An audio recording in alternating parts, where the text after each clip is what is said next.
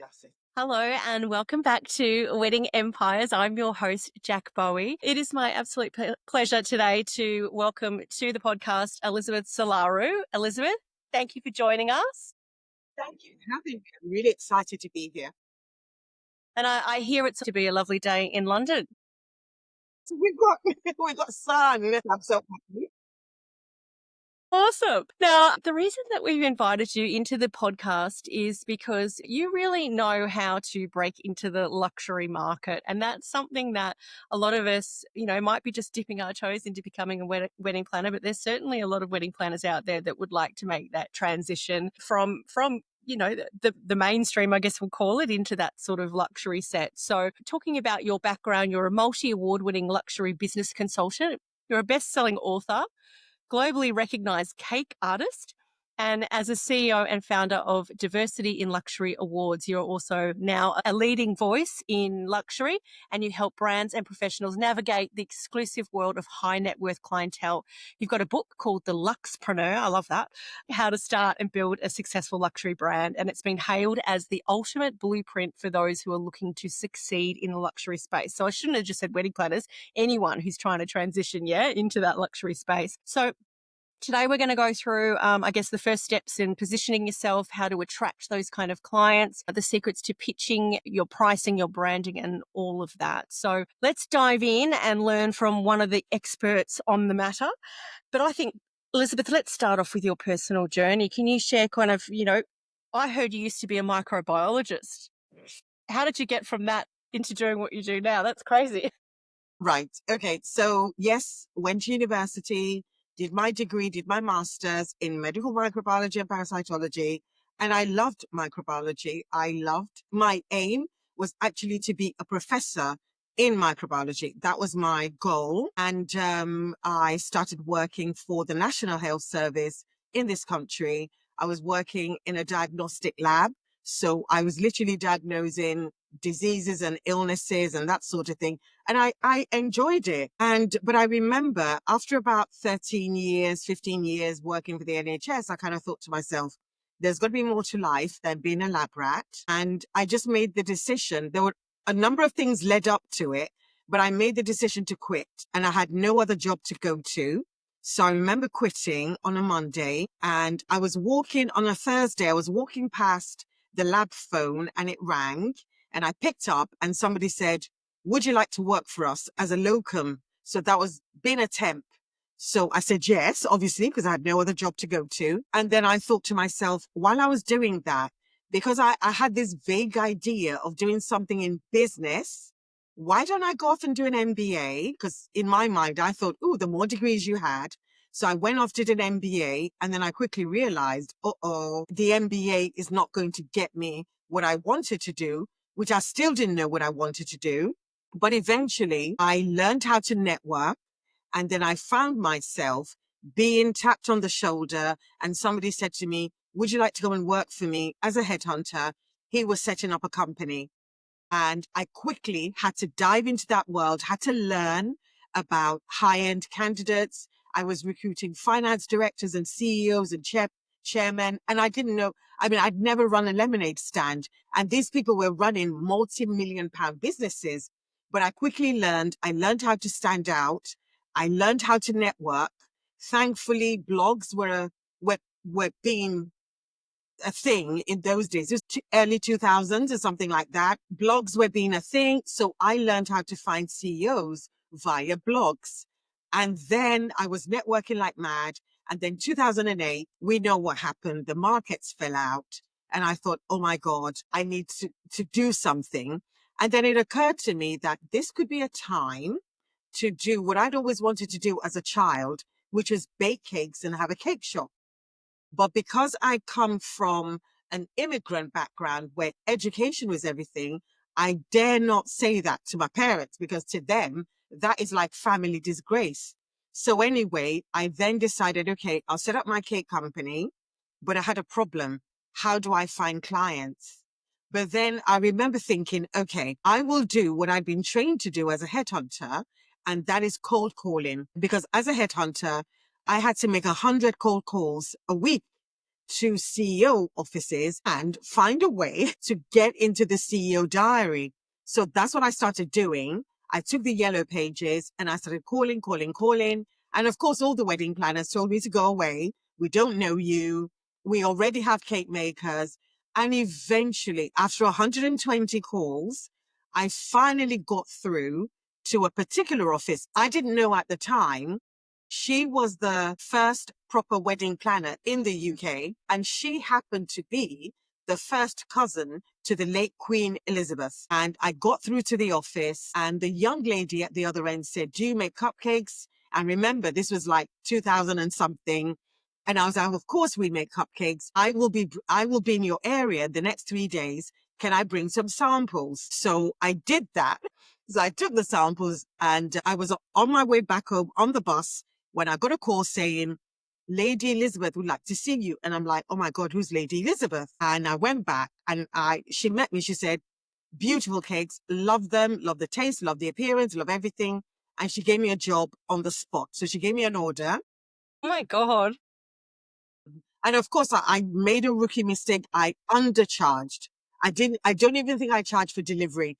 I was just so happy to get this order. And the rest, they say, is history. That order opened a number of doors because after the party, she did something which truly, truly, truly, I'll never forget. She wrote me a note, a handwritten note saying, because apparently they used three cake makers for that particular party. And she said, "Your cakes were the best tasting. Thank you so much." And she said, "You have my permission to use this letter in all your marketing."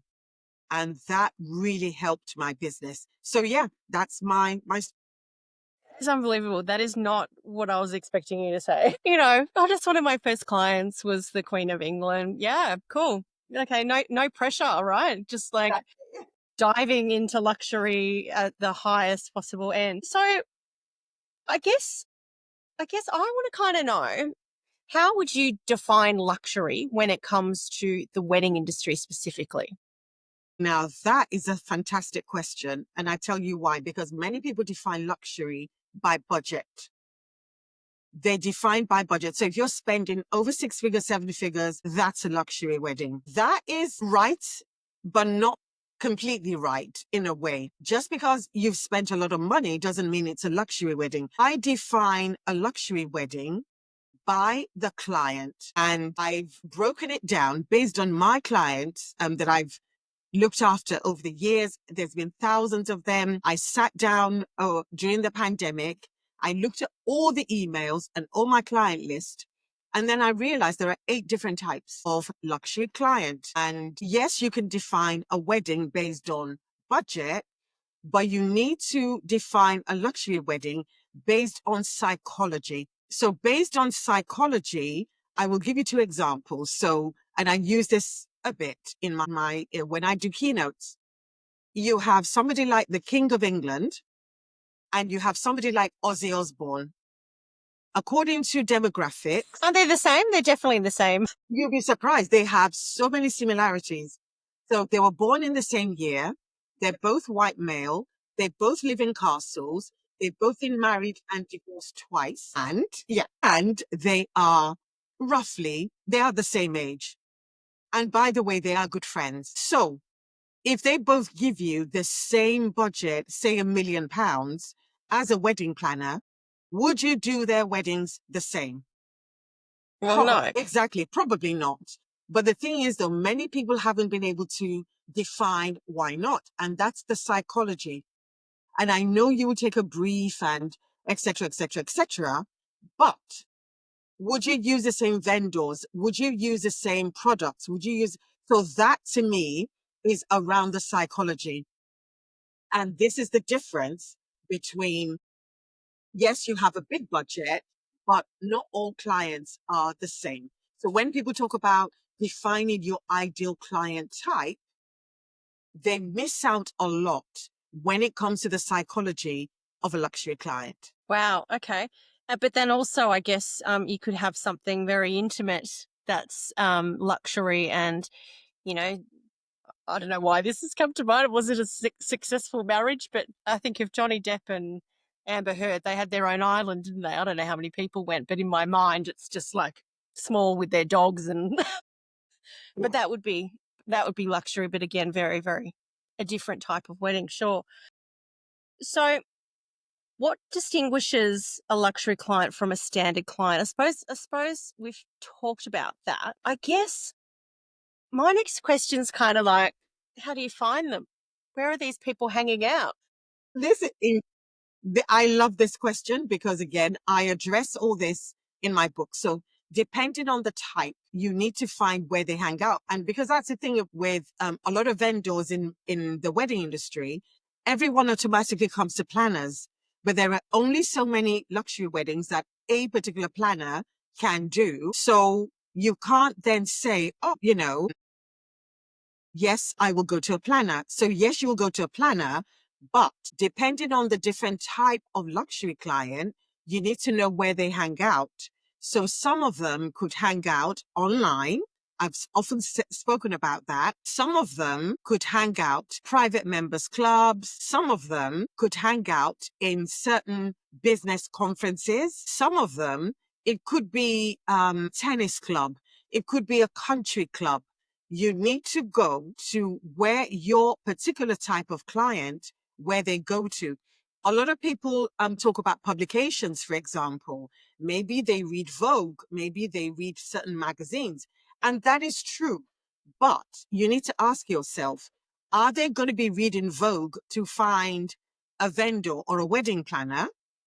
Or the type of person who would read Vogue? Because when you look at Vogue, unless it's an editorial, unless it's an editorial, a lot of the supplier vendors are going to be on the back pages, very tiny, paid for, obviously. So would a typical luxury client look at that? So when I coach my clients, we do two things. We are building the word of mouth. At the same time, we are getting you out there to network in the right places. So even things like going to your local chamber of commerce, for example, and many people don't even know there's a chamber, every region, every country has a chamber of commerce. But what I did was that I didn't, in my local area, there was nothing for businesses when I was starting out. So I went to like the poshest area of London, and I talked my way into joining their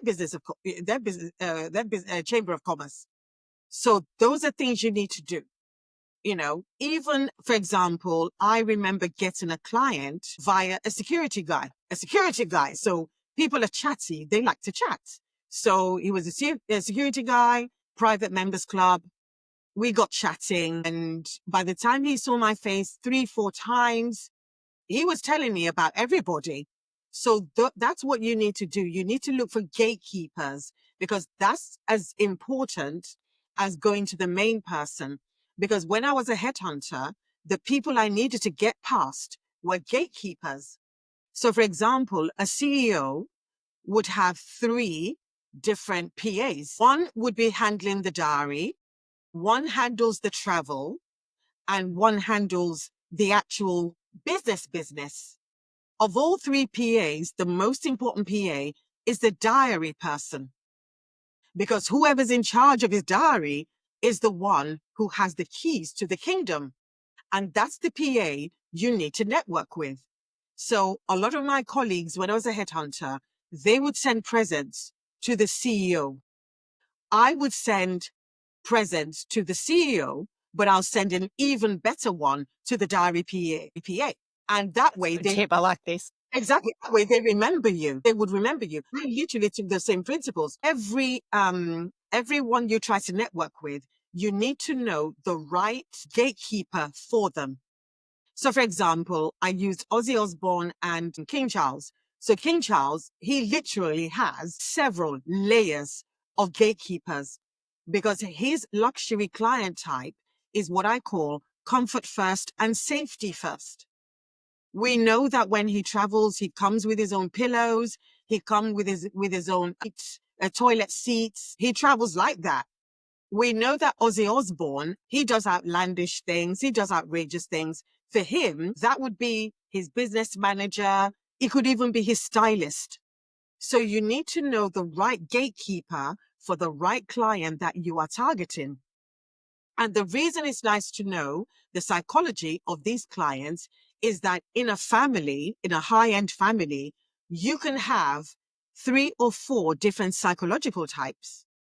So, for example, I read about a couple of wedding planners. They're being sued by a client who wasn't happy with the way they planned or whatever the wedding. And when I read the court documents, it was so clear to me that the bride was a particular luxury client type. She was an aesthete. So she's all about order and organization. Her mother was a simply the best. So she just wanted to spend the most money to get the best thing. And their dad, the one who actually makes the money, he was a comfort first. So the planners were getting conflicted things from all 3 of them. But if you know the exact type of people that they are, you're able to adjust accordingly. And also, from the court documents, the planner made the mistake of thinking that they were friends. Even if your clients are friendly and they're the friendliest in the world, until you deliver that job, you are not friends. But you deliver the job, then you become friends. Yes, during the process, you can be friendly, you can be the confidant, you can be the shoulder to cry on. You will see many things that you're not supposed to see. You keep quiet, you're discreet, but you are not friends because you're not equals. So those are some of the things that, I hope that answers your question. I'm trying to remember what the question. That's really amazing. I've learnt so much from that, including the fact that King Charles changes his toilets. Toilet seat. He brings his own toilet seat and his own pillow. Yeah. No, I did absorb a lot more than that, but that did jump out at me. I thought that was quite interesting. Yeah, I think it's so true that I know my background's a wedding planner, and in I wasn't in the luxury market. I was in the sort of mainstream market, I suppose. But I was very much catering to the bride. And we even said we are your wedding bestie, so mind you, but that was our brand, and that was our thing, in the relationships that I had with these brides was always we were having wine and cheese, and they were saying yes and no to things, and we felt like friends. But I love now that I think about, there's one that really stands out that was a really great client, and I think, you know what, things were important to her mother that weren't important to Alex, and things were important to her husband that weren't important. And now that you say that, yes, I can see that, and probably in hindsight, there's more to the questionnaire along those lines as well that should be there, not just about the couple, but all of those other dynamics. So that's really interesting. So just on that, if someone is in that sort of mainstream wedding space, what would be the first kind of steps, apart from we've talked about sort of finding those clients, but like what else in terms of positioning their business? Oh, that's a great one. And I tell you, this might surprise you in terms of the answer. Positioning your business starts from you. So you need to have that luxury mindset. I remember I spent the first 5 years of my business trying to fit my business in the middle range because I didn't accept that, my products were actually for the maybe 1% or whatever. So I was trying to fit in the middle because the middle gives you the most clients, quite frankly. When you look at volume and you're going up the pyramid, obviously the higher you go, the less the number of clients that you're going to get. So it starts with your mindset. And in my book, I actually talk about the 9 different types of luxury business founders. So to give an example, I came out as an artisan and a visionary. And on paper, that looks good. So as a visionary, I'm thinking of the future, I'm future casting, everything's amazing. I can predict, and I could. And that really plays to my strength. And as a craftsman, artisan, it means I care so much about my products. I'm detailed. I beat myself up if I don't hit those standards, etc. But here's the downside. As a visionary, I need to be grounded in the present. I need to know that, yes, it's great to have all these visions. However, Elizabeth, for now, for this present moment in time, there are certain things about your business that you need to be careful about. Also, as an artisan, that is the worst combination with a visionary, because I'm spending so much money creating this incredible product. Is it even for the high end clients? Is the pricing of, in terms of value, is it reasonable? I need to be more conscious of costs.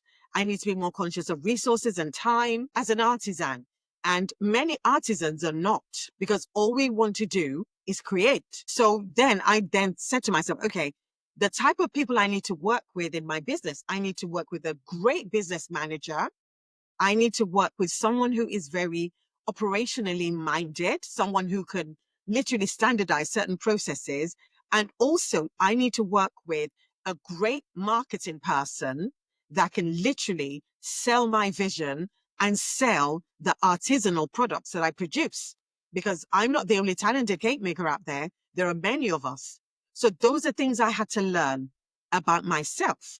I also needed to learn about the different levels and the different types of luxury, because luxury has different levels. Again, I split it all down in the book. So am I going to look for 100 clients a year that pay X, or am I going to focus on maybe one or two a year that pay Y? And both have their pros and cons, because the ones, maybe the one or two a year, yes, they pay a lot, but when you then break it down in terms of expenses and expenditure and demands, etc., is it really worth it? Or is it safer to have to stick to my 100 and know that, okay, with this 100, I can deliver, but then with 100, you need a team that can replicate you. And you also need to be present as well, because some clients are not just buying your products, they're buying you, your presence on the day.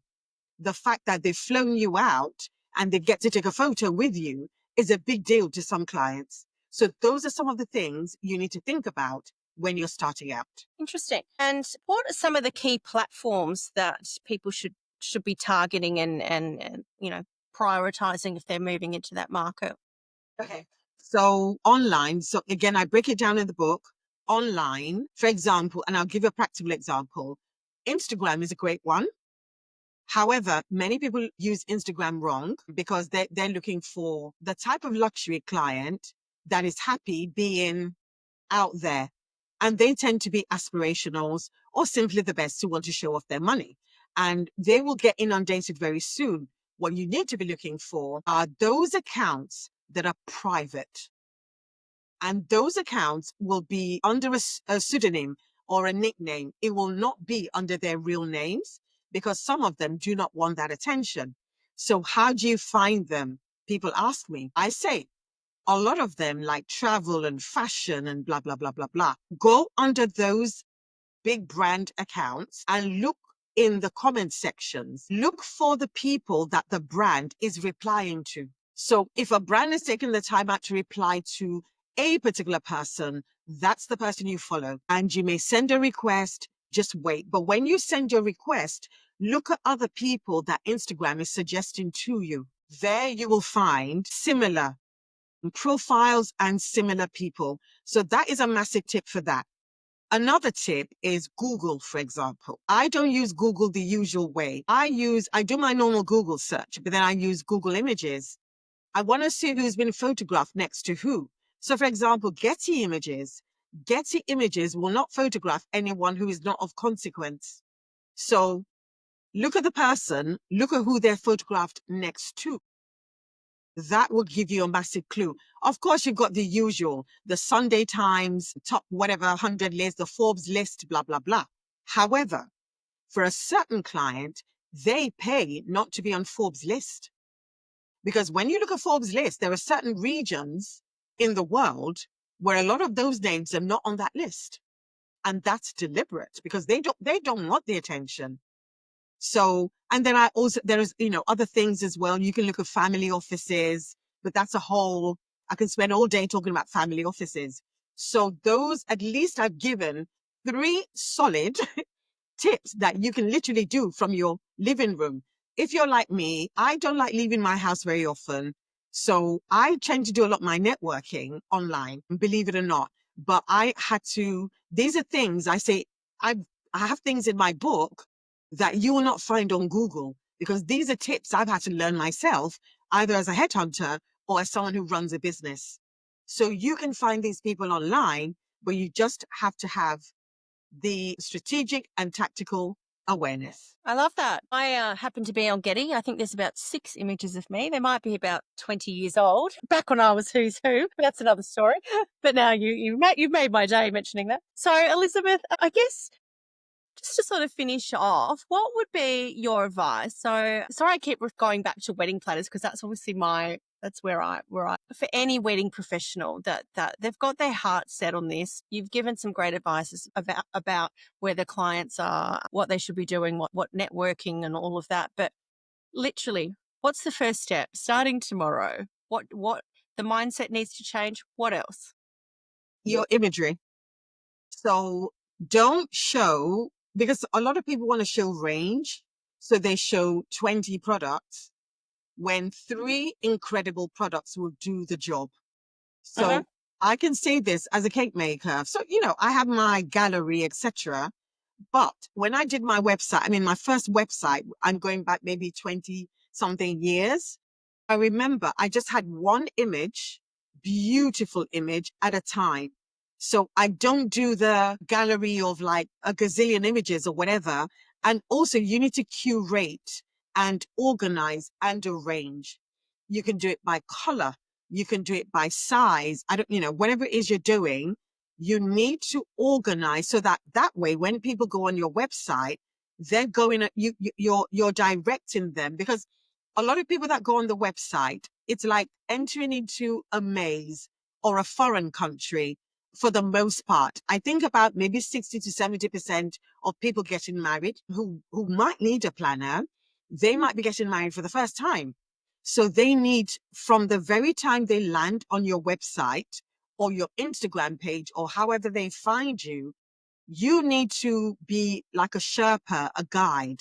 So if they land on the first image and they don't like the image, that's actually not a bad thing.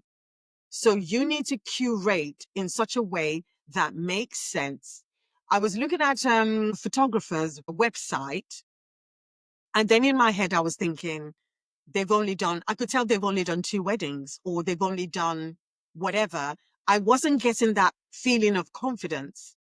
And that's because they literally just dumped all the images. There was no rhyme or reason. So if they'd shown me like the bride or a couple in their finery, if they'd created a story of the wedding day from maybe prep to the vows, I would have been interested in that. Instead, I'm getting, the images are great, but I'm just getting randoms, and I'm getting that wedding next to that wedding next to that wedding. It didn't make sense. But if they'd said Peter and Paul, their love story, Pamela and blah, their love story, that would have worked for me, because I'm like, okay, who are Peter and Paul? And where did they get married? And how did they get married? That is a kind of curiosity you need to satisfy in people, because the longer they spend on your website, the better it is anyway that Google goes, okay, there's no bounce rates, number one. So Google goes, that's a great website. And also Google is doing something now where if you click on a certain image on Google Images, it brings up other similar images. So you need to leverage that. So you need to say to yourself, okay, the images that I want to create. So if there are any high end, I don't know, wedding planners or whatever, and they've got these incredible, great images, you may need to create something similar. Even if you've never offered that before, you may need to create something similar. So at the very least, when people are doing Pinterest or whatever they're doing, or they're searching, your images are coming up as well. I And think that's great advice. Yeah. Even if it's a styled shoot, just to try. Yeah. Yeah. if you're going to do a style shoot, I am begging you, it's better to do a couple a year than you're doing 10, you're all over the place, but none of your images make sense. So the first thing you need to ask is, who's a photographer and where's this shoot going to appear? And more importantly, is the blog either going to link back to your website? Because they could list your website, but they could turn off God, there's a technical term for it. Can't remember what it's called. So if they turn that off, because again, that's money, you're not getting anything, directly. And Google's like, okay, yeah. So there's, it's a bit deeper. And the last thing I would say really quickly is around storytelling. You need, because your most visited page on your website is the about. People want to know, who is this person? Where have they come from? Do we believe them? Are they authentic? Are they credible? Can we trust them? Is this person a high trust person? So your storytelling, and then I cover all this imagery, storytelling, website. I cover everything in my book. With the storytelling, it starts with the plot, the characters, the ambience. I break everything down in my book, because a lot of people say something like, we are the leading, blah, blah, blah, blah, blah, blah, blah. And so what? Who cares? But it's a different story when you say something like, you know, I've always been, I like planning. This is what I've done so far. This is where I'm headed. And this is, that kind of, again, it's organization, because people need to read a story that they resonate with and it makes sense. So yeah. Thank you so much, Elizabeth. I've learnt so much. Now I feel like going back to doing wedding planning and just doing it differently. Now, we keep hearing about this book. It sounds like something that absolute must read if you're thinking about going into the luxury market. So Elizabeth's website is elizabethsolaru.com. I will put the links in the show notes. You can also find her on LinkedIn, Instagram, and Facebook. Elizabeth, thank you so much for your time. We'd love to have you back. I'm sure there's plenty more pearls of wisdom in there. Thank you so much for having me. And yeah, I didn't mention the name of my book is The Luxpreneur. Yes. So yeah, And where else can people get that? Is it just your website or Amazon, all that sort of Amazon everywhere? everywhere. Yeah, Amazon everywhere. Amazon. Excellent. Yeah, Amazon. Go buy it, guys. Amazon. Thank you. Thank you for your time. Thank you, Jack.